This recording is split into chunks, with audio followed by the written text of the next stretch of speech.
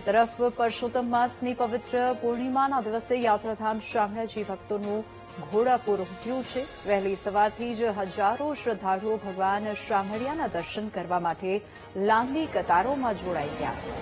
હિન્દુ ધર્મમાં પુરુષોત્તમ માસ દરમિયાન ભગવાન વિષ્ણુના દર્શન કરવાનું વિશેષ મહત્વ છે, જેને પગલે લોકો દૂર દૂરથી શામળાજી આવી રહ્યા છે અને નિજ મંદિરને રંગબેરંગી સુગંધિત ફૂલોથી સજાવવામાં આવ્યું છે।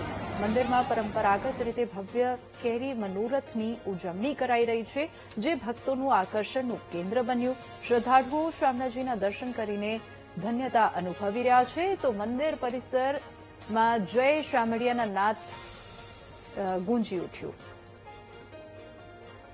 અમે લોકો ગાંધીનગરથી આવેલા છીએ અને અહીંયા દર્શન કરીને અમને અને અમારી આખી ફેમિલીને બહુ જ સારું લાગ્યું છે અને કૃષ્ણને જોઈને, એમના કાનમાં કુંડળ, એમના મસ્તકે મુગટ અને ઝરકસી જામા જોઈને બહુ જ આનંદ થયો છે।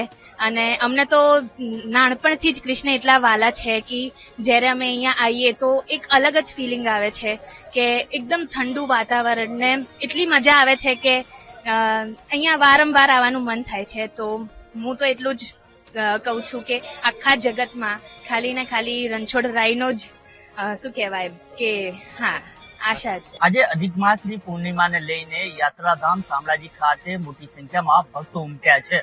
હું દ્રશ્ય બતાવવાની કોશિશ કરીશ કે આજે પૂનમ છે અને પૂનમ જે અધિક માસની જે પૂનમ હોય છે તેને લઈને ભક્તોમાં અને ઉત્સાહ હોય છે, જેને લઈને દૂર દૂરથી જે ભક્તો છે તે ભક્તો આજે યાત્રાધામ શામળાજી ખાતે મોટી લાઈનોમાં લાગી અને દર્શન કરવા માટે પહોંચ્યા છે। આજે ખાસ કરીને જે યાત્રાધામ શામળાજી ખાતે આજે કેરીનો મહારથ છે તેનું આજે મોટી સંખ્યામાં ભક્તો જે ભગવાન વિષ્ણુ છે તેમના દર્શન કરી અને ધન્ય અનુભવ છે। Rakesh odd, VTV news, Aravalli.